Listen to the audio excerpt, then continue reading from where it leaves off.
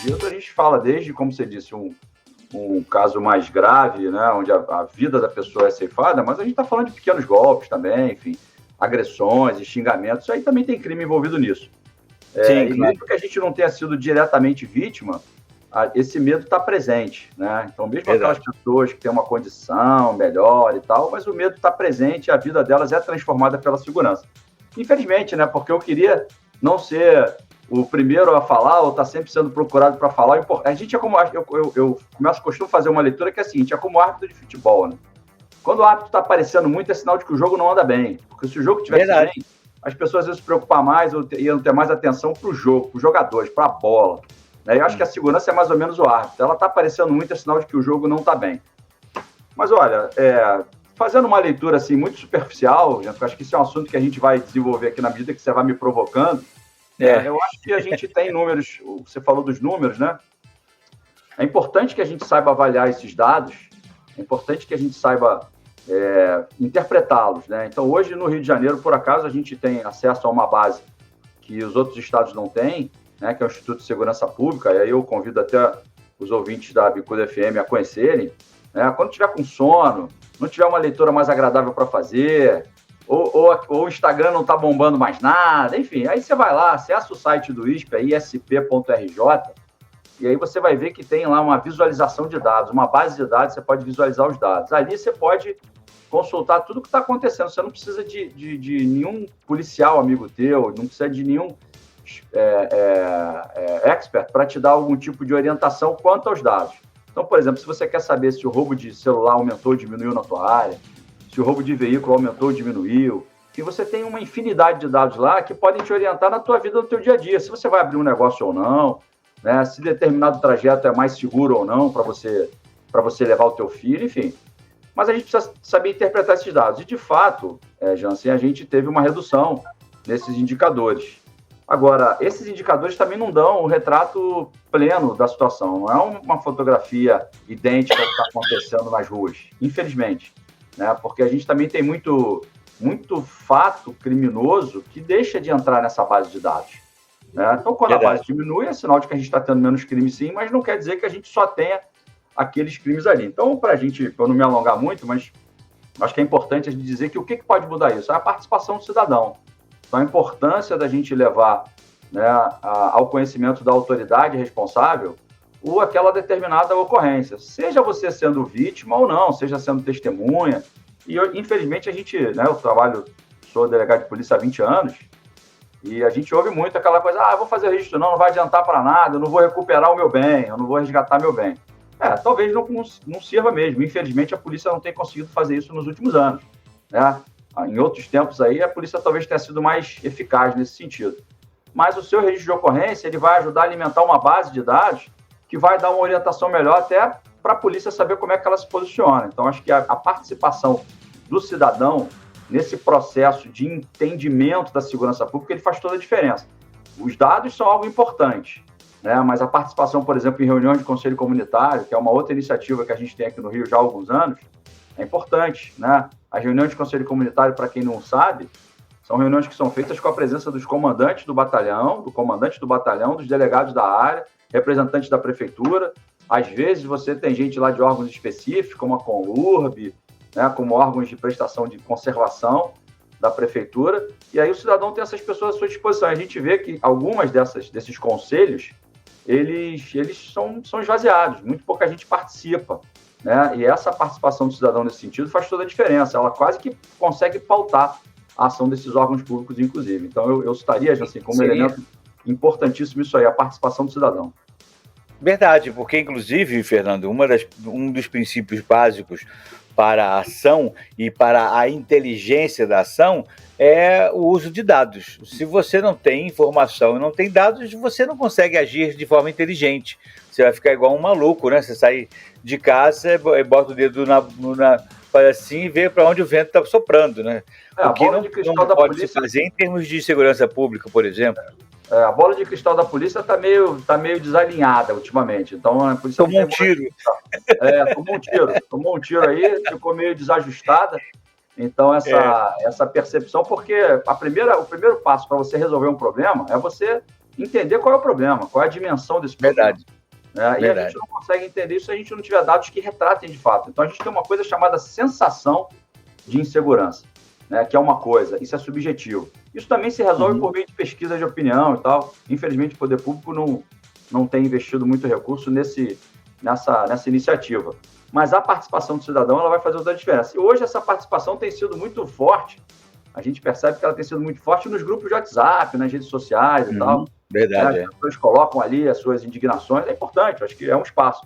Mas esse espaço não é um espaço oficial. Então, buscar esses canais, né, seja através por exemplo, a Polícia Civil hoje, se você quiser, se você precisar, você pode fazer um registro de ocorrência por online. Você entra lá no site da Polícia Civil, né, você faz aquele registro, você consegue fazer um monte de outras coisas ali naquele site, quer dizer, quantas pessoas visitam o site da Polícia Civil para saber quais são os serviços que estão à disposição dela? É importante, né? Você pode ter Verdade. E a gente pode promover isso aqui, né, Fernando? Promover esse entendimento e esse conhecimento dos nossos ouvintes, à medida que a gente for palmilhando o programa, pode ir promovendo, vez por outra, um ou outro dado interessante ou um ou outro serviço interessante para que a população comece a perceber essa possibilidade e entender a estrutura policial como um parceiro e como um aliado na formação e na geração de um espaço de segurança mais tranquilo, né? De uma sensação de segurança maior. Agora eu quero... Para a gente não ficar devendo nada, porque aqui é igual o médico do SUS, né? O paciente está na frente, a gente vai atendendo. roonline.pcivil.rj.gov.br. Quem tiver interesse... Repete pra gente. roonline.pcivil.rj.gov.br. Quem tiver interesse, entra no site, lá você tem algumas abas, lá, comunicação de ocorrência, extravio ou perda de documentos, você consegue fazer pela internet. Legal isso. Extravio ou perda de celular, aí você consegue comunicar, inclusive, o encontro de documentos. E aí, entrando no site, vai pesquisar, tem um monte de coisa ali, tem endereço de delegacia, enfim, tem uma série de acessos ali que podem Depois você me passa esse site, que eu vou botar no nosso site, para que as pessoas possam acessar lá. Me manda o link. Agora, deixa eu te perguntar sobre um assunto que causou tristeza para todo mundo aqui no Rio de Janeiro essa semana, que foi a morte daquela atriz em Marechal Hermes, né? Sim. Por conta de um assalto mal sucedido, em que os marginais já chegaram atirando, inclusive. Sim. Eu lembro muito que... Deixa eu botar aqui até para os nossos ouvintes perceberem, deixa eu botar isso aqui para eles. Eu lembro muito, Fernando, que antigamente o pai, a mãe da gente ensinava assim, olha, se vierem assaltar você, se abordarem você, você não reage, você deixa levar e tudo mais. A gente tinha, de certa forma, isso como uma garantia de segurança, né? Vão me abordar, eu vou deixar levar e a vida segue. E efetivamente era assim mesmo que acontecia. Isso mudou de uma forma absurda, né? E praticamente hoje você não tem muita a certeza de que vai sair dali vivo, porque os bandidos estão começando a matar, às vezes até mesmo antes do assalto ser realizado, como foi o caso dessa atriz. O perfil do marginal mudou em relação à preservação da vida do assaltado? E se isso aconteceu, você acha que isso se deve a quê? Qual é a sua sensação nesse aspecto? Vamos lá. Eu queria ter uma resposta mais direta, mas eu não consigo. Eu preciso fazer uma certa introdução aqui. Acontece, já sei que a gente passa, inclusive, pelo Estatuto da Criança e do Adolescente. Vamos lembrar que esse caso lá de Marechal Hermes tinha um maior de idade, um com 20, salvo engano, ou 19 ou 20, e outro com 15 anos de idade. 15 anos, então, acho que há 20 anos, se eu não me engano, 20 anos, a gente tem o Estatuto da Criança e do Adolescente. O que o Estatuto fez? Na realidade, a ideia era uma legislação de vanguarda que visava proteger os adolescentes, proteger os menores, né? Então, deixou de ser aquela coisa de uma repressão para ser uma medida de acolhimento, de defesa da juventude, para que ela não se envolvesse na ação criminosa. Eu acho que o tiro saiu pela culatra, porque o que acontece hoje com as organizações criminosas, o adolescente, que a gente não chama nem de criminoso, a gente não chama de autor, ele é um adolescente infrator, ele não é preso quando ele, por exemplo, esse que se envolveu aí, não vai ser preso, né? Ele vai ser apreendido, não vai cumprir uma pena, ele vai cumprir uma medida socioeducativa e, no máximo, em 3 anos ele está solto. Né? Então, se ele tem 15, com 18 anos ele vai estar solto. A vida dessa pessoa foi perdida para sempre. Né? Ceifada. Então, a gente, assim, não é uma fala, a minha fala não é uma fala de que nós temos que pendurar os adolescentes infratores de cabeça para baixo, então não é isso. Mas eu acho que é importante que a gente perceba que essa legislação, ela representou um tiro no pé. Porque quando a organização criminosa coloca um adolescente para trabalhar lá nas suas fileiras do tráfico lá, ou da milícia, e esse menor, por algum motivo, ele é preso, ele volta às ruas mais rápido. Quer dizer, a despesa, o custo desse colaborador, vamos dizer assim, ele é bem menor. Porque, por caso do maior, a facção vai gastar mais dinheiro com o advogado. Então, o menor é mais barato. Então, eu costumo usar uma alegoria que diz assim, você tem o gerente de uma boca de fumo, né, ou da milícia, se ele tem 2 propostas de emprego ali, uma é de um garoto de 15 anos, outra é de um garoto de 19, né, se os dois estiverem exatamente no mesmo nível de competitividade para assumir aquela vaga de trabalho, vamos chamar assim, né, ele vai dar preferência a contratar o de 15. Porque se tiver uma intercorrência ali, se ele trocar tiro com a polícia, se ele for preso, se ele matar alguém, ele vai voltar a trabalhar muito mais rápido. E a gente tem visto trabalhar aqui no sentido, estou usando figurado, evidentemente, né? Claro. A gente tem visto que isso tem acontecido muito. Então, quando você pergunta, assim, né, esses adolescentes, esse aí, inclusive, né, participou disso, a polícia já sabe que ele tem um histórico anterior, de muitas passagens. É muito comum a gente ver um cara, quando é identificado, você vê ele tem um monte de passagens lá, várias deles foram ainda menores. Então, quando a gente tem uma legislação que veio para proteger esse adolescente e não conseguiu fazer isso, eu acho que a gente tem que pensar isso, e não sobre aquela ótica de, vamos discutir a maioridade penal, vamos reduzir para 16, ou vamos reduzir para 14. Eu acho que essa discussão não é a discussão que vai levar a gente a algum lugar, porque eu acho que você tem casos e casos. Né? Eu costumo usar como exemplo aquele garoto que está aqui, né, como esse aí, né, que se envolveu num homicídio, que já atentou contra a vida de policiais, por exemplo, já trocou tiro com a polícia, já pegou em armas. Né? É muito diferente de um garoto de 15 anos, lá do interior, que de repente, numa discussão, numa briga, pegou uma faca lá e de repente tentou matar o opositor dele. É um fato grave, do mesmo jeito, mas é completamente diferente. Isolado, é outra história. Diferente, ele tem uma construção ali da personalidade dele completamente diferente. A gente não pode tratar os dois casos da mesma maneira. Então, eu defendo que a gente reveja essa legislação, acho que a gente precisa rever essa legislação, antes de mais nada, para proteger o próprio adolescente, para deixar de carimbar a carteira de trabalho do crime dele como mais atrativa para a facção do que o maior de idade. E esse adolescente que cometeu um crime, se ele sabe a gravidade do ato que ele está praticando, ele deve responder como se ele fosse maior de idade. Porque o que difere hoje de um garoto de 15 anos para um de 18 anos e um dia? Né? Ou de 16 anos com um de 18 anos e um dia. Né? Se ambos têm uma série de passagens de anotações criminais, já foram envolvidos numa série de crimes e tal, e por que a gente vai pegar um menor que mata uma pessoa e deixar ele segregado, afastado aí por 3 anos e com 18 anos ele pode voltar? A gente tem dezenas, centenas de exemplos, toda hora vem um caso como esse, né? E a gente fica chocado como sociedade, né? Fica querendo vingança, a gente quer, né, fazer um monte de coisa com esse menor, né? Porque foi uma mulher, né, uma professora, né? Não é só atriz, ela era professora, né, que não fez nada para ele, né? Não resistiu, ela só não teve ali, vamos dizer assim, a atitude para ou parar o carro ou para acelerar em cima dele e atropelar ele. Se ela fizesse isso, ela talvez tivesse conseguido sobreviver. Mas a pessoa está assustada, ninguém é treinado para esse tipo de ocorrência. Qualquer pessoa pode vacilar numa situação como essa. Se a gente continuar dando essa resposta, ou seja, pegar esse menor e dizer, não, você vai ser acolhido, você vai cumprir a medida socioeducativa, quando a gente sabe que aquilo não vai adiantar muito pouco para ele, porque ele já teve outras passagens. E dentro do sistema prisional ou do sistema socioeducativo, a gente sabe que as medidas são ineficazes, elas não conseguem trazer essas pessoas de volta. Então, eu acho que já passou do momento da gente discutir isso. E aí, respondendo a tua pergunta, o criminoso mudou de perfil? Mudou. A gente agora tem aí, eu como delegado, eu já prendi vários garotos com 12, 13 anos de idade com arma. Vários deles. Eu acho que nós, como Estado, como poder público, a gente não consegue fazer com que esses garotos que são pegos ali no início, quando eles ainda são trainees, vamos dizer, aprendizes do crime, a gente não consegue dar uma vida diferente para eles. Eu digo, Jansen, para concluir, que nenhum mega traficante, nenhum chefão de quadrilha, desses que estão presos lá, em presídio federal, né? Nenhum deles nasceu chefão. Todos eles nasceram pé inchado ali. Todos eles nasceram pequenos.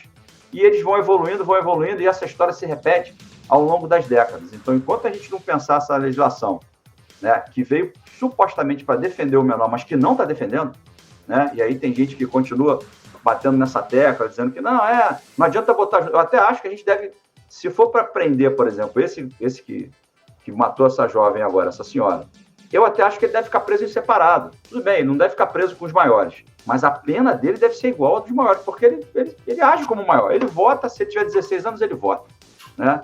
Estão inseridos na vida sexual aí desde muito cedo. Hoje, né? O cara não espera ficar maior de idade para começar. Lamentavelmente, já são adultos e perderam a inocência da adolescência há muito tempo. Então, acho que inocente nessa história, na realidade, ingênuos, somos nós que continuamos acreditando nessa cascata que é essa legislação. Isso é uma tremenda uma cascata de uma mentira, e aí as pessoas ficam nas ruas, o medo está presente, né? Eu pessoalmente fui roubado, né, algumas semanas atrás, né? Felizmente não eram menores de idade, eram maiores, e graças a Deus eram muito bem, vamos dizer assim, eles sabiam muito bem o que eles estavam fazendo. Bem treinados. Não me identificaram como policial, eu não reagi, porque eu percebi que se eu reagisse não ia ter condições de fazer nada, porque eram dois, eu estava com a minha mulher, então não tinha como eu fazer nada. Por sorte não me identificaram e a gente continua aqui e vamos correr atrás de prejuízo. Agora, se fossem dois menores desses que estão querendo mostrar, né, pegaram na arma ali a primeira ou a segunda vez, a Boca emprestou a arma para ele ir lá roubar um carro na rua. Eles fazem isso, né? Imagina, tá com o dedo no gatilho, doido para tirar. Tá doido para tirar.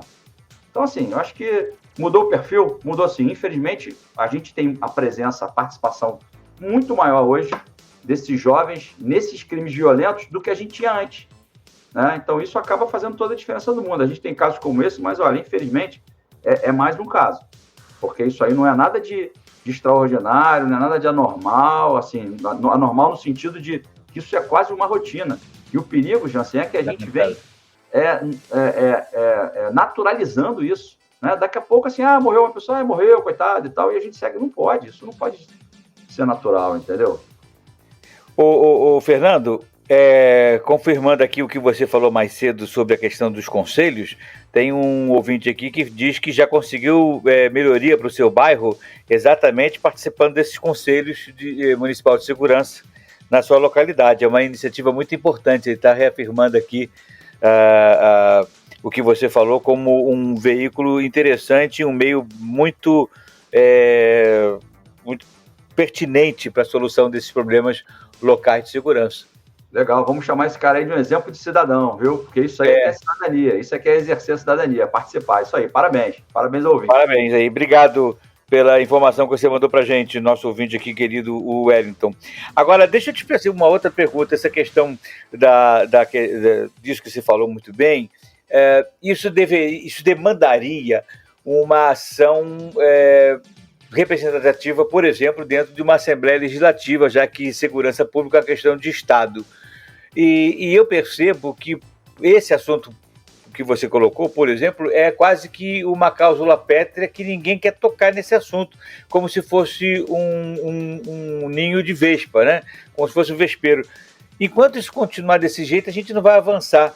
O que falta para a gente começar a olhar, tirando a lente da hipocrisia e ver o que efetivamente está acontecendo com a população, e a minha e a tua família não podem ser atingidas pela falta de inapetência de quem deve resolver o problema? Olha, Jansen, eu acho que, na realidade, isso não é do Estado, né? A gente está falando de uma legislação federal aqui, e as pessoas confundem muito essa história de cláusula pétrea, né? Porque eu não estou falando, porque a cláusula pétrea, aquela que não pode ser modificada nem por uma nova Constituição, isso aí tem uma discussão constitucionalista aqui que eu acho que ia cansar a nossa audiência, né? Assim, porque eu também aprendi, né, estudando direito, né, há muito tempo, que uma das primeiras premissas que eu aprendi é que o direito é filho do poder.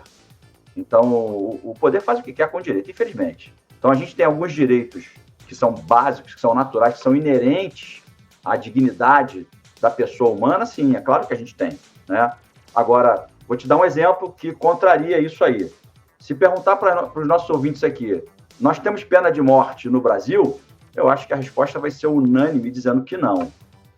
E eu vou dizer que está errada essa resposta, que a gente tem sim. Fiquei sabendo disso hoje, inclusive. em tempos de guerra, nós temos pena de morte, sim. Então, assim, está lá na Constituição, é proibido matar, salvo em tempo de guerra.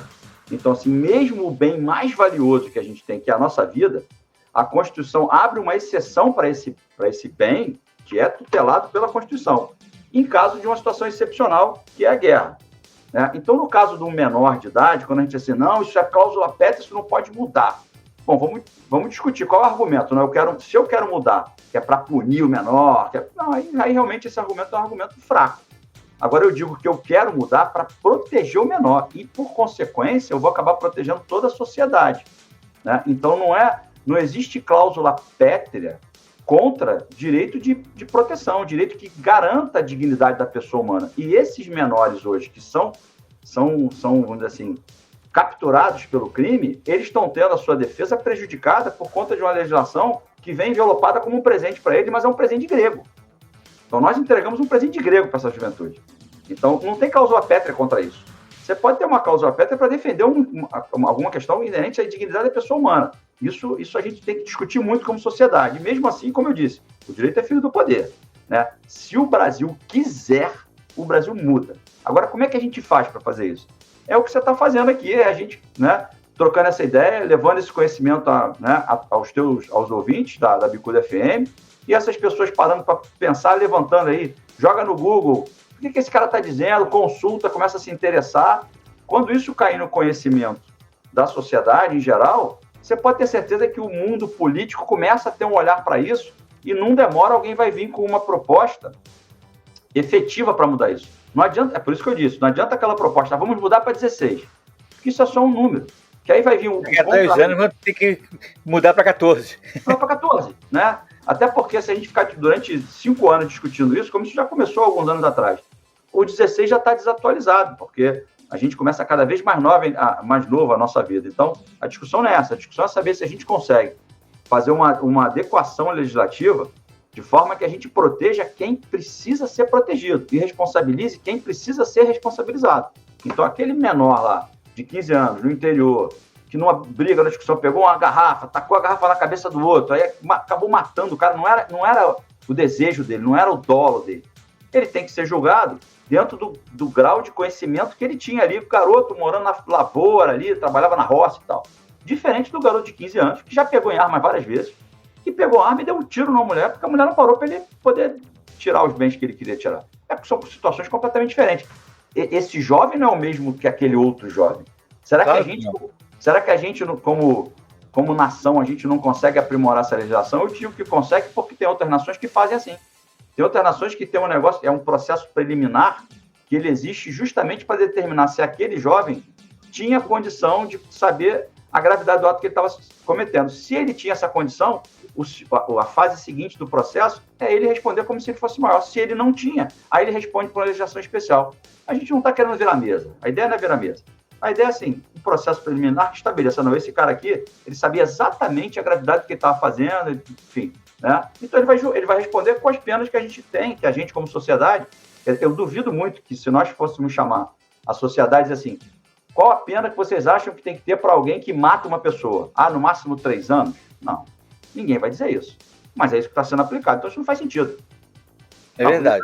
Não faz sentido nenhum. Mas se a gente fizer um plebiscito aí, né, para as pessoas, vocês acham que deve ser punido com até 3 anos e tal? Ninguém vai dizer que sim. Nem quem defende leis que são garantistas, que são, né, leis mimimi, de passar a mão na cabeça de bandido e tal, nem essas pessoas vão ter coragem de dizer isso. Então, como é que a gente verdade. Né? É verdade. Agora, o Fernando, numa situação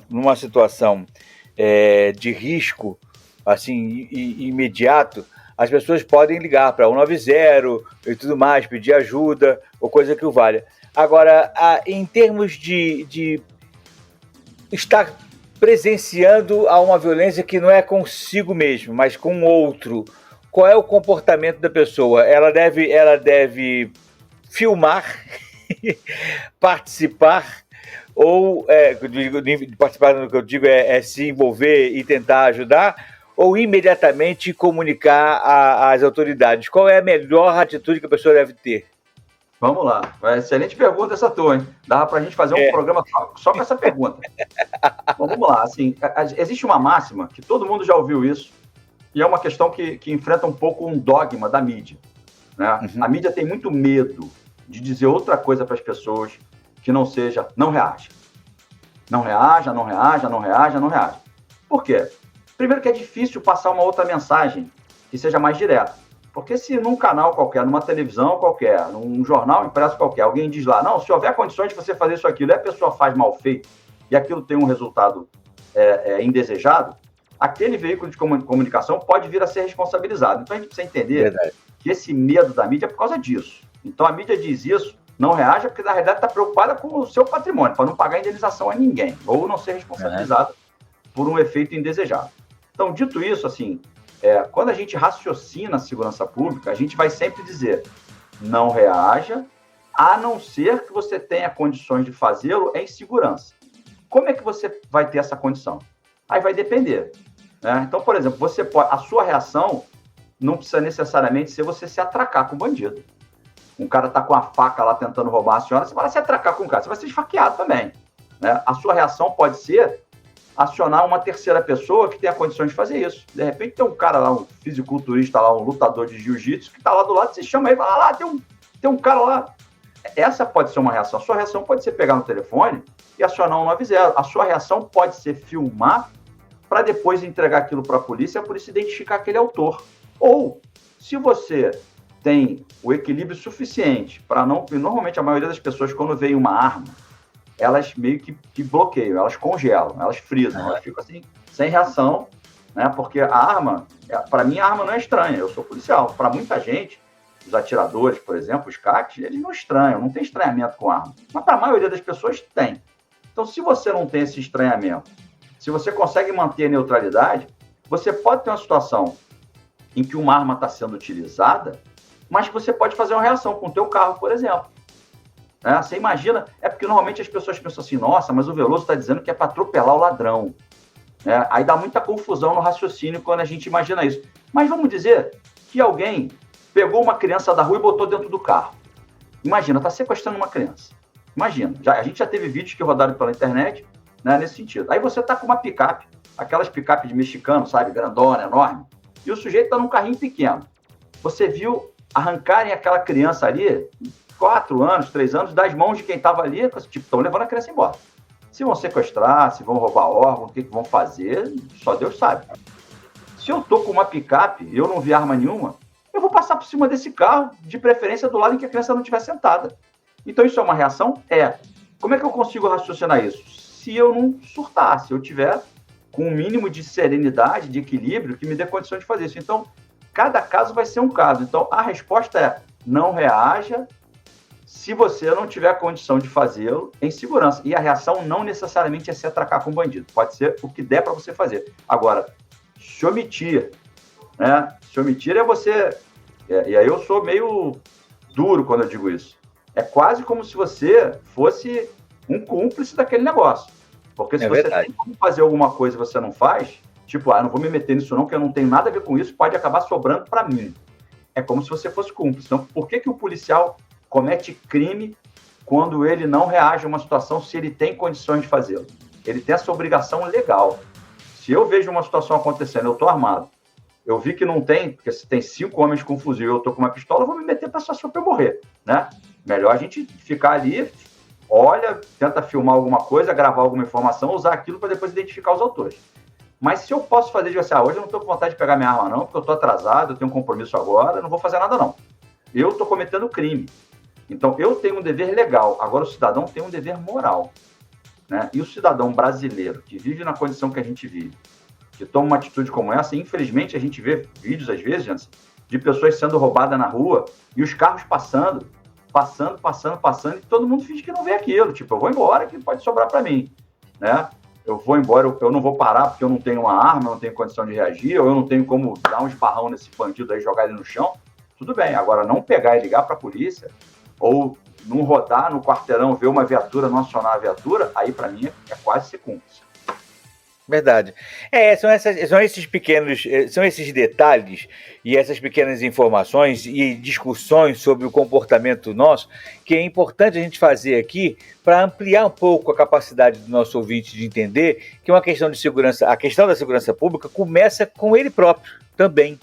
Né? Não é só esperar uma ação do Estado para protegê-lo. Ele precisa ter um olhar diferente, uma acuidade de percepção, entender que determinadas circunstâncias são promotoras da insegurança, né?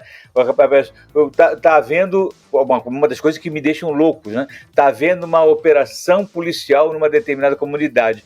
E aí eu estou lá vendo a mídia filmando, né? Os repórteres acompanhando aquilo, e a população transitando naturalmente entre o bandido e a polícia como se fosse festa, né? E aí, quer dizer, aí amanhã toma um tiro, acontece alguma coisa, vai ter problema, claro, porque não é para estar ali, é insegurança desnecessária. Então, essas coisas precisam começar a mudar no comportamento da sociedade.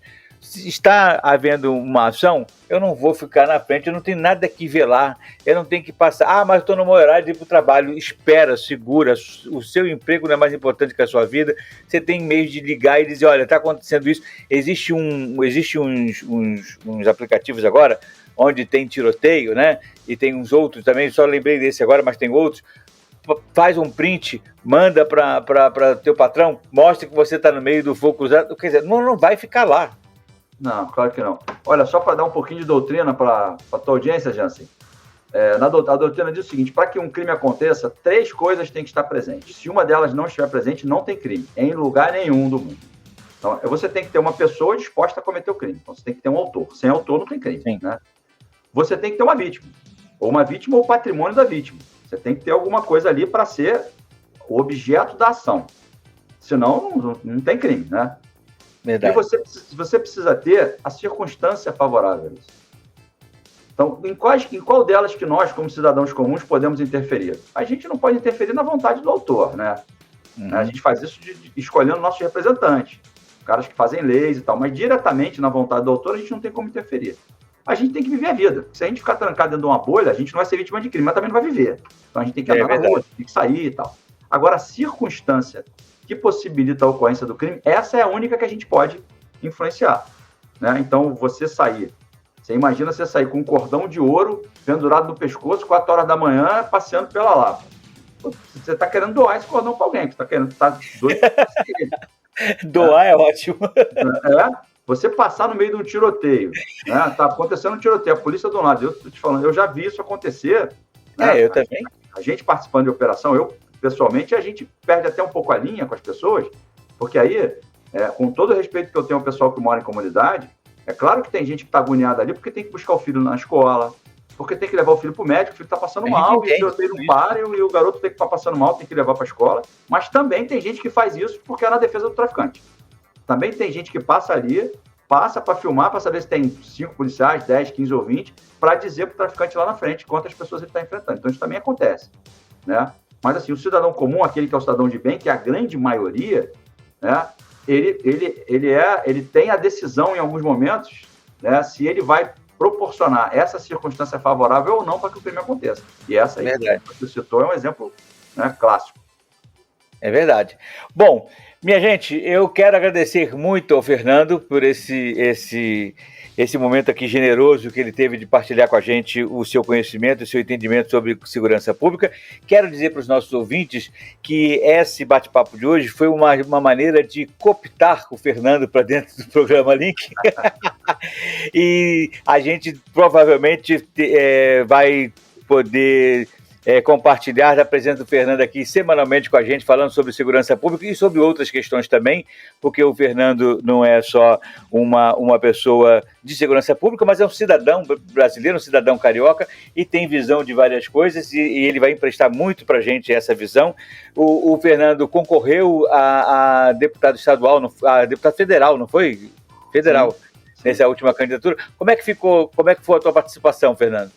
Então vou aproveitar o teu canal aqui, vou agradecer aqui a cada um dos 5.658 votos que a gente teve, né? Não foram suficientes para uma eleição, para a gente se conseguir êxito, mas dentro das condições que a gente tinha de fazer campanha, mas foi uma campanha bacana, acho que a gente conseguiu colocar uma campanha de ideias, né? Nenhum desses votos recebeu nenhuma promessa, nenhum desses votos recebeu nada em troca, nenhum desses votos foi absolutamente comprado, né?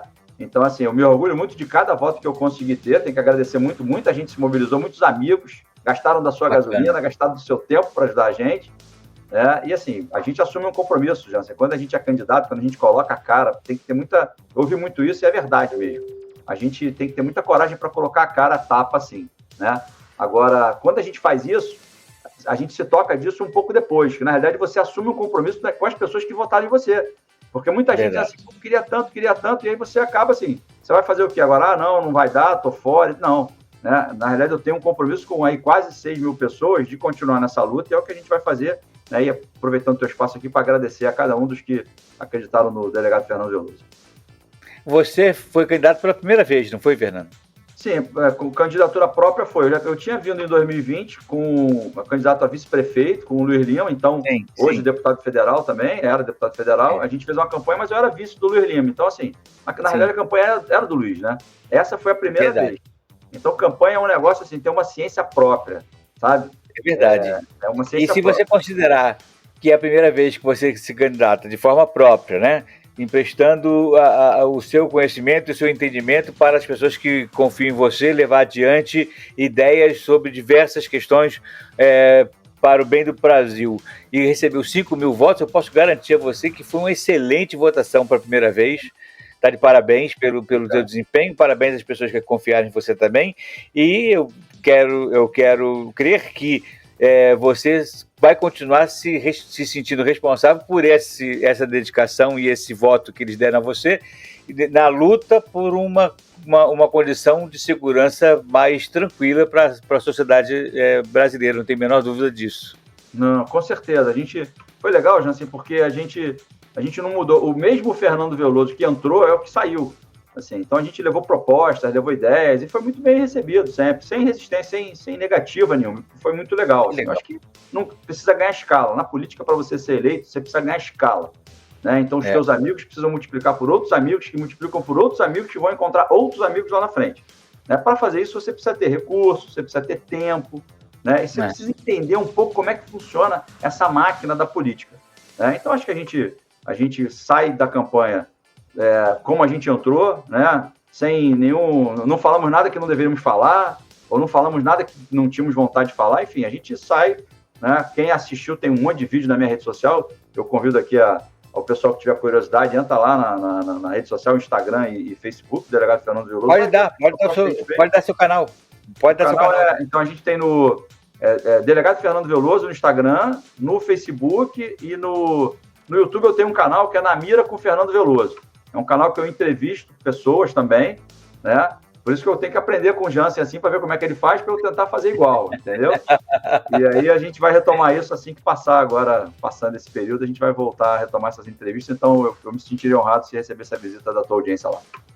Não, com certeza. E você vai ficar com o canal aberto aqui semanalmente com a gente, falando sobre segurança pública primordialmente, mas também de outros temas, porque você tem um leque de possibilidade e de entendimento que é muito interessante para os nossos ouvintes, e eu tenho certeza que eles vão ficar muito interessados em saber o que você pensa sobre essa pleiade, sobre essa diversidade de assuntos e de temas que a gente tem a discutir. Obrigadíssimo pelo teu carinho e pela tua generosidade de participar conosco. Inteligência e segurança com Fernando Veloso, a partir da semana que vem, semanalmente com a gente. Nós vamos só decidir qual é o dia e o horário. Beijo, Fernando. Obrigado pelo teu carinho. Um abraço.